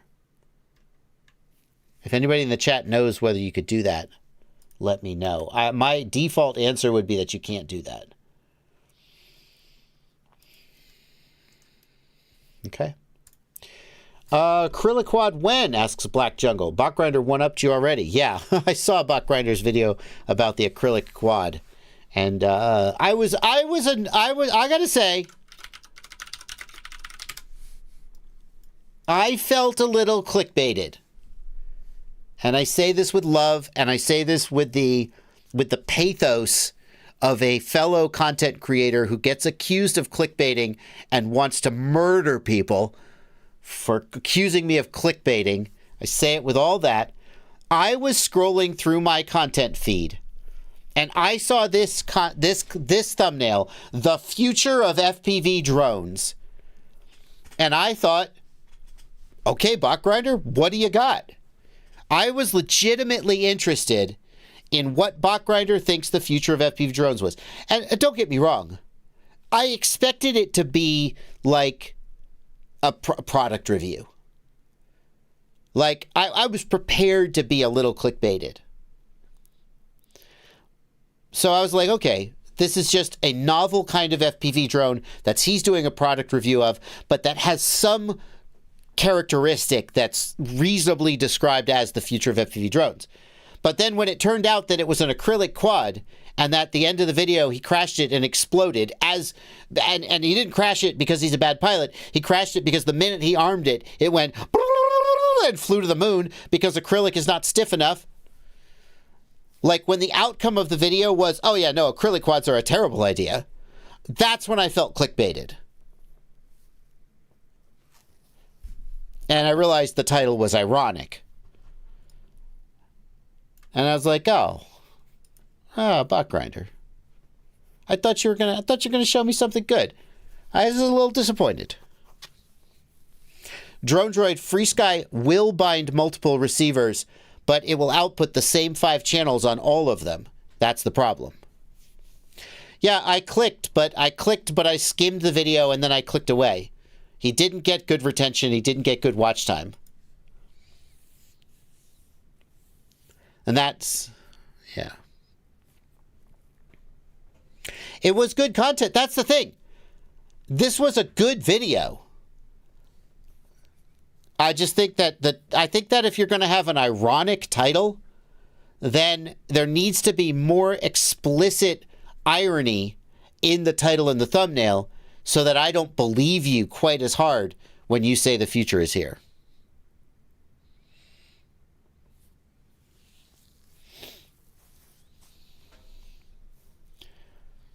Whatever. It's Bot Grinder. Whatever. I see, you know.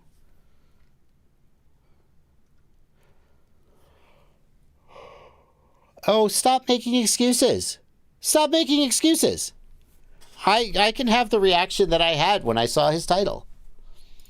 Why would you make, it's Bot Grinder.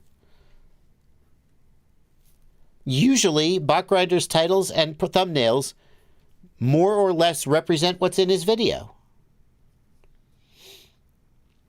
And I say that because I watch his content.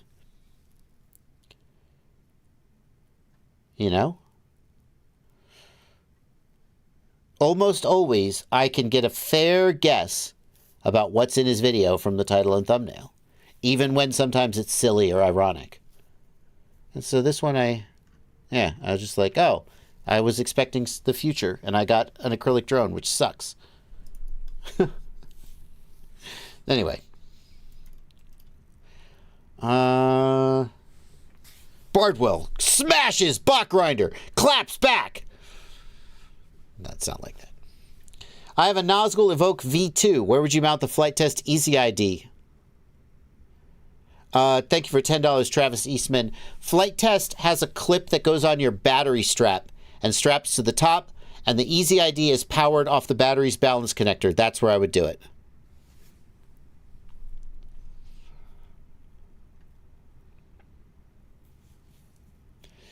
In hardware we trust. Thank you for £5. What's the highest performance ready to fly Tiny Whoop all-in-one kit? Chat. What's the highest performance Tiny Whoop all-in-one kit ready to fly? Is it the Mo Beetle? It's probably like a flying sandal or something. Like, it's probably not.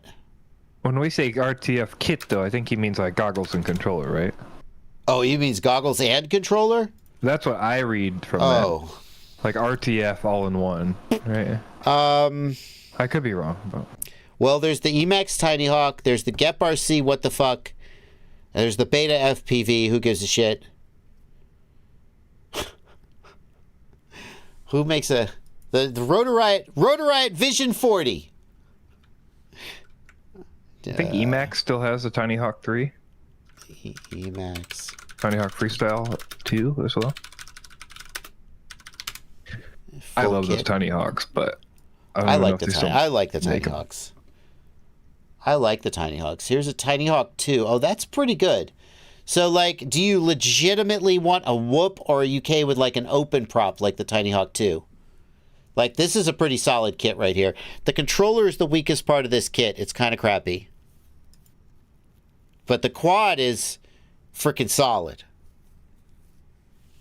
If you legit want a whoop, you could get the Tiny Hawk 2 ready-to-fly kit. Again, the controller's the weak spot, but that'll get you in at $200 is not a bad deal.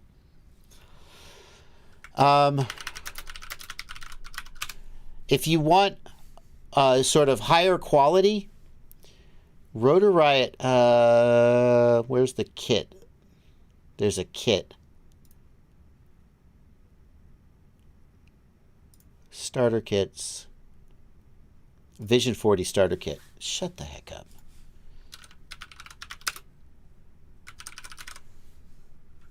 What do they get rid of the Vision 40 starter kit? What's wrong with you? Never mind. I think Newbie Drone has a kit. I think Gep RC has a kit. Yeah. I think Beta FPV has a kit. Those are the ones I can think of. Newbie Drone, VR Drone.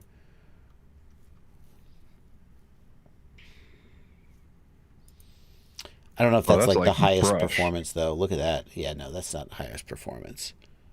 He said highest performance. How about the Acro B65? Yeah. Still, the controller, I don't know. A little on the controller. Also, there's just issues with Newbie Drone's whoops. Like, they don't run the standard build of Betaflight. Is this silverware? Never mind, it's discontinued. It doesn't matter. No, the VR drone is the latest and greatest. Okay, well, you made it worse.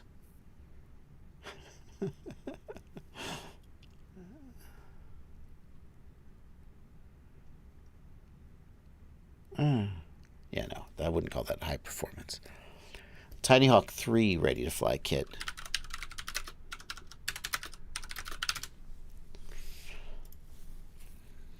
Tiny Hawk Freestyle. The Tiny Hawk... Oh, wow. Hang on. Tiny Hawk 3 has a better controller. I don't know how much better.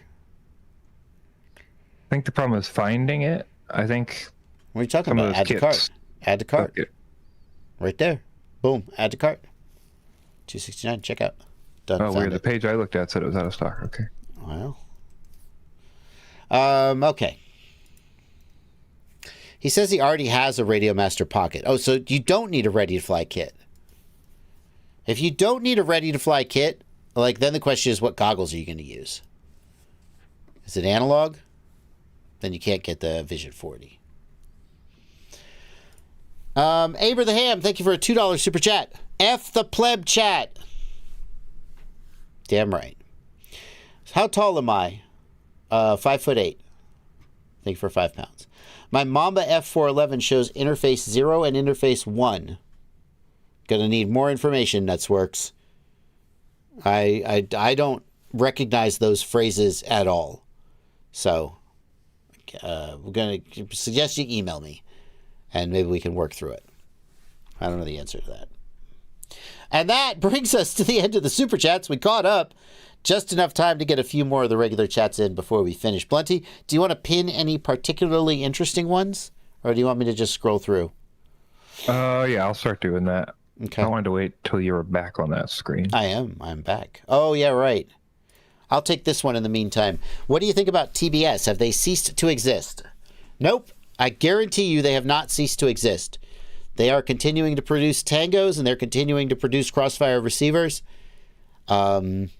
I don't know what their plans are for new products, but they as a company are churning out product and sending it, well, you could probably figure out where. As far as who they are in terms of the FPV community, well, I mean, they still make stuff. But the FPV community is hungry for new products and innovation, new firmwares with new features, and TBS hasn't delivered that in a long while. Trappy made a comment in a live stream about some business problems that they had, where he had to sort of get control of the company and had some disputes with his partner. But he said that had all been sorted out, and so, I guess we just wait for their next move.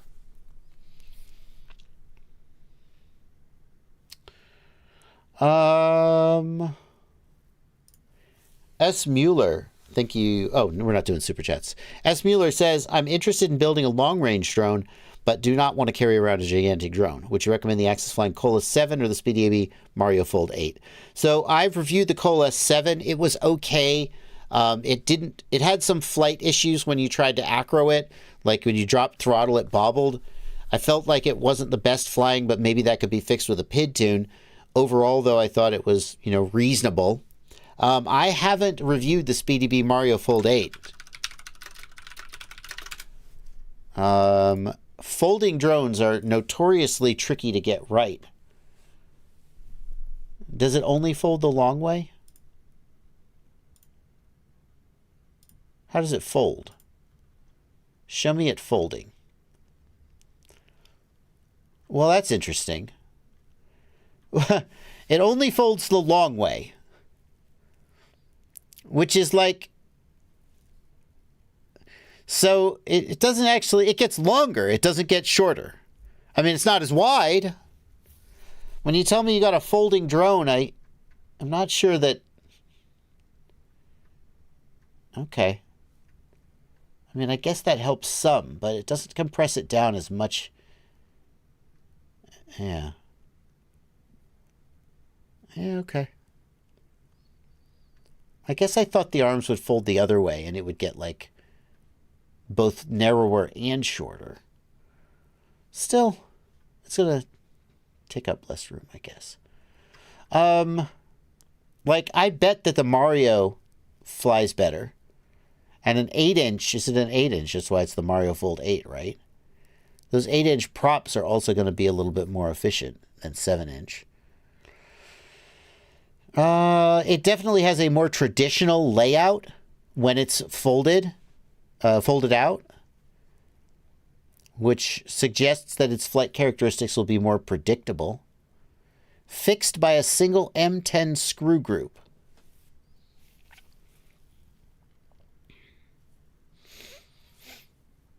One-third of the original volume. I mean, I guess, but like you've got it, they've got it here. Hang on. Where was it in that suitcase? So they've got it in the suitcase. I say this as someone who has packed many a quadcopter. It'll go in the suitcase just as well with the arms folded out. I guess if you had a bunch of them, if you had 3 of them to go in the suitcase, folding the arms like that would really help. 1, 2, 3. Of course, you're going to have to take the props off either way. Yeah. Between the Axis Flying and the SpeedyAB, like, the SpeedyAB appeals to me. It appears to be sort of more of a traditional frame, whereas the Colas is a little bit weird, and that may contribute to why its PID tune was a little bit weird. Oh, I see. Wait, how do you fold it? How do you fold it?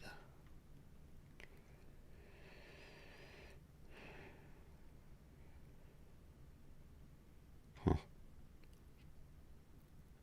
2 battery packs. Cute. Front and rear. Yeah, how do you fold it, though? I don't see how to fold it.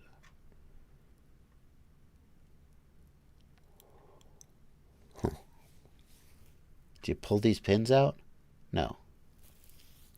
You do, don't you? I see. So the arms are held in by this M3 screw, and then this M10 screw ratchets in and holds the arm in place. So, like, I have to take these screws out to fold it? Okay, I changed my mind. Do I literally have to remove this whole screw to fold it? SpeedyAB. I can fold the arms of any quadcopter frame by taking out the arm mounting screws. They're all foldable if I take the screws out. Okay, Axis Flying Colas just jumped right back into the lead. Because it has an actual folding mechanism where you just push a lever and the arms fold down. I'm not that impressed if the arms fold by taking out screws. Okay. It's disassemblable. That's not foldable. I'll take any of these quads off the wall, take 2 screws out of them, and then the arms will fold down. Right? Am I missing something here? It's not foldable. Okay. Okay. I think the Mario is probably a better flying quad and a better quad overall than the Coalesce. But if the foldable is a key feature, having to take screws out to fold it is kind of weird to me. Okay. Loving the Learning to Fly series. Any plans to teach some more complex or racing-focused maneuvers? Trippy spin, juicy flicks, etc. I certainly am not going to be teaching a trippy spin anytime soon because I am not expert enough at trippy spins to teach them. But yeah, we're gonna work our way forward. I've got a lot of ideas for additional drills to do and tricks to work on. I'm gonna keep releasing batches of them, every little while. I think at this point we're far enough along that I feel like when you first start a series, if you don't deliver on the series sufficiently, then you've let your audience down. And I think at this point, I'm like 15 or something. Not all of them have released, but I think I'm about 15 or so episodes in. And I feel like I've gotten through like the basics of learning to fly, and we're starting to do more advanced stuff. I feel like I have delivered on the promise of the playlist, and we can keep going into more advanced stuff. So the spacing may spread out a little, but definitely going to do more.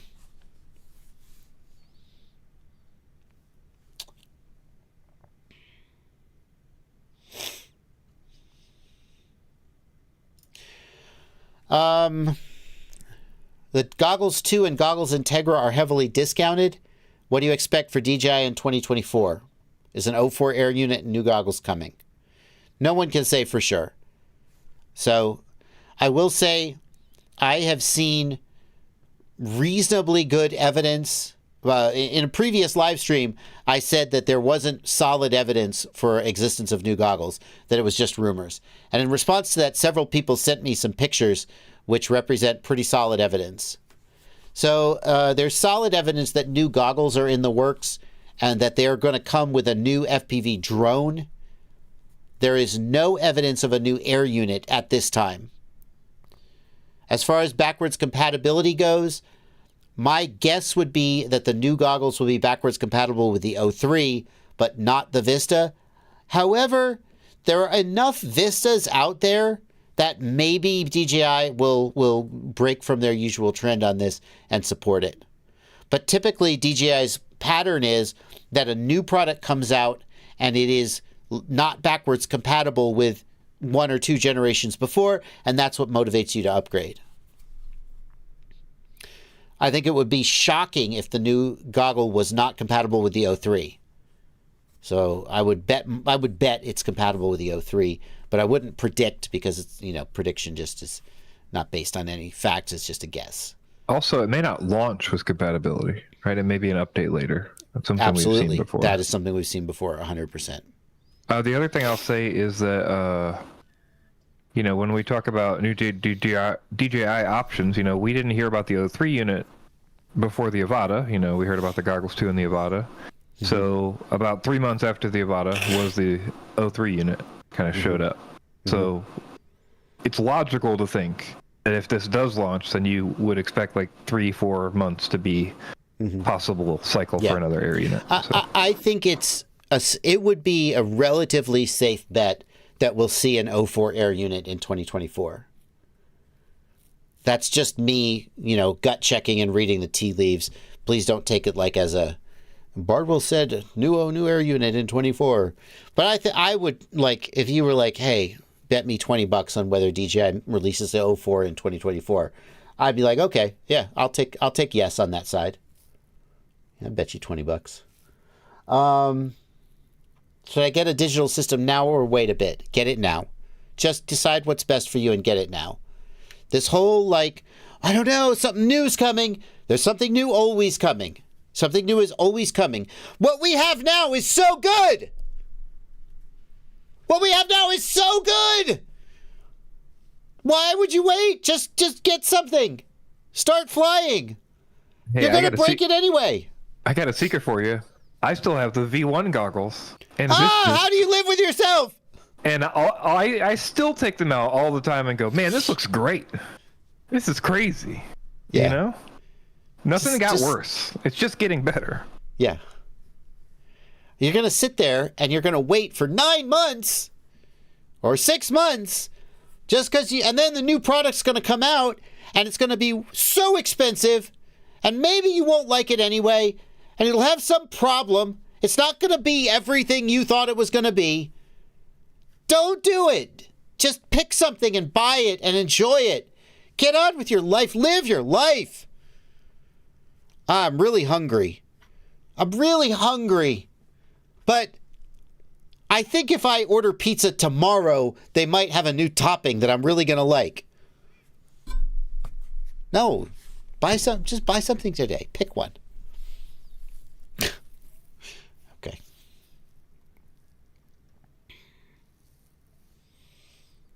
How do I get out of pit mode on my VTX, Mark Optics? Mark, I can't. The answer is different for every VTX.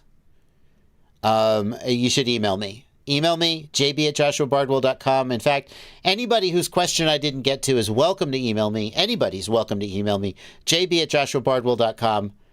And especially for technical questions like this that require some back and forth, it may not be possible to answer them during the stream, but by all means, just email me and I'll do my best to help.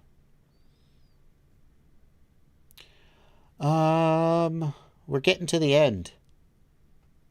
We got 5 minutes left in the stream. What did I want to tell people? I wanted to tell people something. I don't know what it was. Oh well. I got my first bind and fly drone today, the Nazgul F5. I'm having trouble getting the props on right. They're squeaking. How tight do you screw the nuts? So Master 53, the nuts have a nylon insert, and the very first time you tighten them down, there is more resistance than you might think there should be. You need to continue to tighten them down until the top of the nut touches the top of the prop, and the prop is pressed down against the bell of the motor. And then continue to tighten them maybe another quarter or a half a turn, and you do not want to be able to move the prop relative to the bell. If you can hold the bell and spin the prop, the nut's too loose.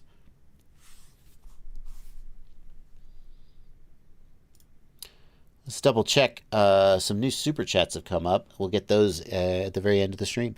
Siati is going to be streaming as well at 10 o'clock. How's it been, Siati? You've been enjoying all the time I've been out of town? You've been taking my slot, Siati? That's okay. I don't mind. Siati is going to be streaming at 10 o'clock. And he's posting the link here if you guys want to raid his stream after me.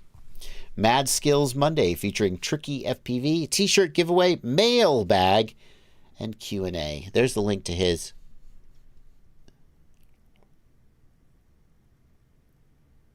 License to drive. I will just, you don't need to do a fundraiser to buy receivers. I will just support your work making folding receiver holders. I'll just send you money so you can buy whatever receivers you need.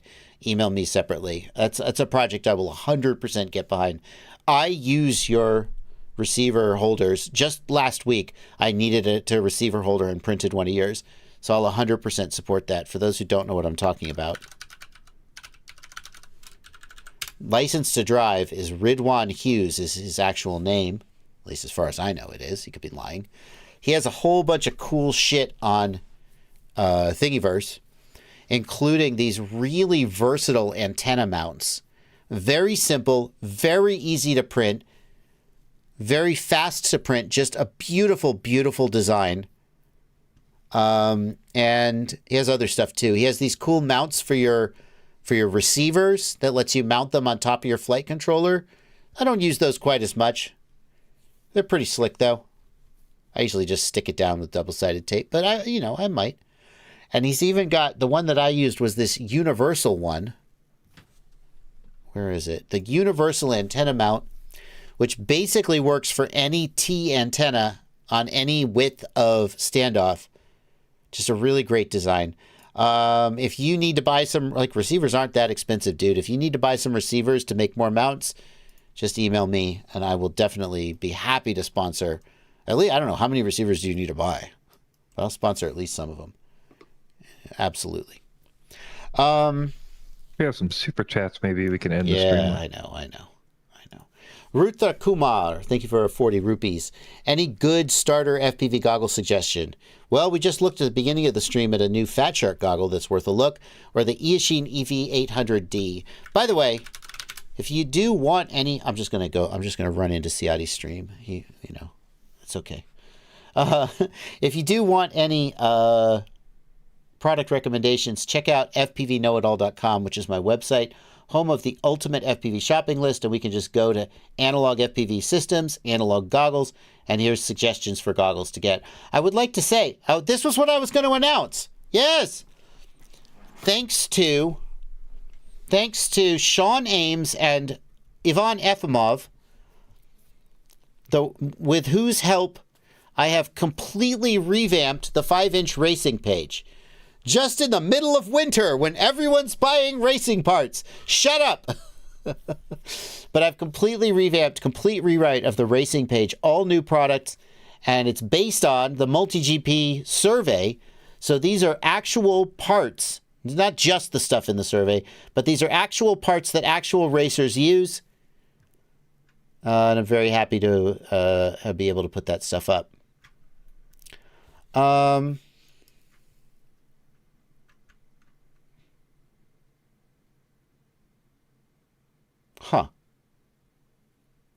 Thought I edited that. Oh well. Do you begrudge TBS international involvement in lieu of tech innovation? Have you effectively written them off personally due to ELRS? Thank you for £5, Smudge202. I'm not sure what you mean by international involvement versus tech and innovation.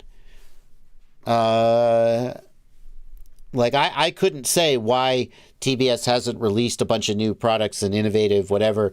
I couldn't say. I know that there was some drama internal between Trappy and his partner, and who knows, I know they moved offices at one point. Why they haven't done, I know that some of their coders lived in Odessa, is what I was told. I guess I don't know that. But I was told that some of their coders lived in Odessa and were not able to work for some time, as a result of, I can't imagine why. So like a whole bunch of shit goes into TBS and why they've done what they've done. I wouldn't presume to know why they've done what they've done. And so I wouldn't presume to have an opinion about it. Have I written them off personally due to ELRS? Basically, yes. I haven't put a Crossfire receiver in a new build in a while. It's just all Express LRS for me. I still have some just to keep my hand in, but Skisic says, thank you for a $5 super chat. I've inquired about the Rampage event location being a FRIA or not. Thoughts? That's up to the FAA. As far as I know, it's already been approved. I could be wrong. It has been? I think so, yeah. Oh, that's amazing. That would mean that we wouldn't need remote ID to fly there unless we're doing 107 work. Yeah, as far as I know it is, but I could be wrong about that. So. Well, that's fantastic. We have the FRIA map that we showed before that we could check, but we're at the end of the stream. So. Yeah. Crease, thank you for a $2 super chat. Have you seen the new PR for the new Express LRS binding? I have not seen a PR, but Captain Bry reached out to me and ran it by me to get my input before the PR was submitted. And I obviously have strong opinions about it, and I gave some feedback. Ultimately I support whatever they're doing up until the point that it annoys me, and then I'll complain about it on stream and shout and stomp my feet. So I guess I don't necessarily unilaterally support it. But the things he showed me were all really good, and I thought they were a great move. And I hope that they simplify binding, which is one of the sticking points for people getting into Express LRS. My goal has always been to make FPV as easy as possible for new people, although it's never easy. And struggling with binding is a real frustration, and I hope that this new changes to Express LRS binding, when they finally go through, will really help. What's the time frame on that, Captain Bry? The PR has gone in. What's the time frame? I have to wait. Will it be, like, when will it be available to Flash? Excuse me, I have the hiccups now, I don't know why. Streets FPV, you would need remote ID to fly anywhere unless it was a FRIA. If the GTRI site is a FRIA, then you don't need remote ID. But here's the thing. Rotor Riot's not going to force you to have remote ID. Rotor Riot's not going to be like, hey, you can't fly unless you have a remote ID module. That would surprise me. So, I think there's a real possibility that multiple FAA agents will show up at Rampage and be checking for people to have remote ID. I think I don't think that's out of the question. And that would mean that Rampage would basically be mandating it to make sure they're not getting in trouble for telling people they can't use it. That would be my thought process. They wouldn't tell people. I mean, I don't think that sorry, Siati, we're going into your time.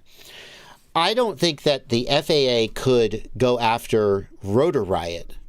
If Rotor Riot said you don't need remote ID to fly here and was wrong, yes. But if Rotor Riot simply said, it's not our job to enforce your rules, we are not checking whether you have remote ID, that's up to you. I don't think that Rotor Riot could what do you think? Do you think? I don't know. Can they be held? So if you do something dumb with the drone there, can they be held liable because you're on their land? Or is it up to the user? Well, now that's a civil action. That would be a civil action, a lawsuit, but the FAA wouldn't do that. If I smash my drone into your face on GTRI property. I mean, if you committed a crime. I mean, I'm saying, like, if you, like, I don't know, like, if you did something with the drone that was a crime, I guess it's not you, right? Yeah. It's illegal. Like, the FAA doesn't want you to put, like, guns on drones. Yeah. Right? That's not allowed. If I went to Rampage, put a gun on a drone, and flew it around shooting things, the FAA, I don't see how the FAA would go after Rotor Riot. Right. Even though they allowed them to fly it around there, it's not up to them. It's up to the guy that flew it, right? It's one thing if it's like, I mean, if Drew saw somebody with a gun on their drone, he would immediately go, stop. Yeah, we're but just like, in fantasy land. I think that there's a line. If they were, no, like, I don't think the FAA could go after them. I think that if someone put a gun on a drone and shot someone at Rampage, we're really in the hypotheticals here, the victim or the victim's family could sue Rotor Riot, and a civil saying action. that they let that happen, they were negligent. But I don't think that the FAA would have a cause of action against the organizers of the event, because only the FAA can enforce federal laws, federal rules. Let me put it this way. If I go to a restaurant and I see the restaurant violating health policy and I don't report it, does the FDA come after me? No. I'm just a dude. I don't know. Yeah, but I'm saying if an employee came in but that's because it's an employee. But if an employee came in and did something dirty and a health inspection failed, it's up to the company, not the employee. But that's because it's an employee, right? Right. Yeah. Let's put it this way. Let's say I'm having a camping event, okay? And at the camping event, someone is making and giving out food that makes people sick. Was it my responsibility, right, to enforce that? No. Only if I can be shown, like, to have encouraged it, or if I should have, like, if I negligently allowed it. But in the case of remote ID, there is no expectation that anyone except the FAA enforces those rules. Yeah. And so I feel like this is a case where Rotor Riot could say, I'm not an FAA officer. I'm not a law enforcement officer. It's not my job to check and make sure that people have remote ID. Just like it's not my job to make sure they have ham licenses. Yeah. The other thing, Eric reminds us that in the rules, it's always remote pilot and command that's going to be the responsible party. Exactly. So unless somebody else is acting as your remote pilot, which they're not in that case, right, then you're the one responsible for the remote ID. Yeah. So the assumption... It just feels weird if, like, hey, I have a big event. I'm cool with nobody using remote ID because I don't care about the rules. and then everybody else gets in trouble, but not me. It's weird. I understand that's how it works. It's just is strange. Yeah. Like, obviously reality doesn't always match our expectations. I would not think that Rotor Riot has any exposure to risk from people flying at Rotor Riot without remote ID, without a 107. What if somebody comes to Rotor Riot and shoots content for their channel and doesn't have a 107? Is the FAA going to go after them for that? No, obviously not. Why would Rotor Riot have to check that someone attending their event has a 107? So I don't think that they would get exposure from checking whether someone has remote ID or not. It's the pilot in command who's responsible for knowing that the remote ID is working. And so that, to me, the buck stops there. But would the FAA send agents to Rampage to go up to people and ask, hey, I mean, all they have to do is buy a ticket and they can come and be on site. Frankly, they might force their way on site without a ticket. I'm not sure anybody would kick them out. I don't know. Anyway, we have gone long enough into Ciati Stream. We are going to wrap up for the night. Thank you, everybody. We'll see you tomorrow for the news. And check my channel's live streams for streams throughout the rest of the month of February. There are a couple other weekends where I will not be streaming during February. If you go to my YouTube channel and go to the live streams tab, the schedule is up through almost the whole end of February if you want to see when the streams will be. Oh, by the way, and just to remind you, assuming we're correct that Rampage is a FRIA, you don't need remote ID at all at Rampage. That would be the benefit of it being a FRIA. So, all right, that's it, guys. Have a great stream, Ciati. Thank you, Plenty. Thank you all for coming. We're out of here.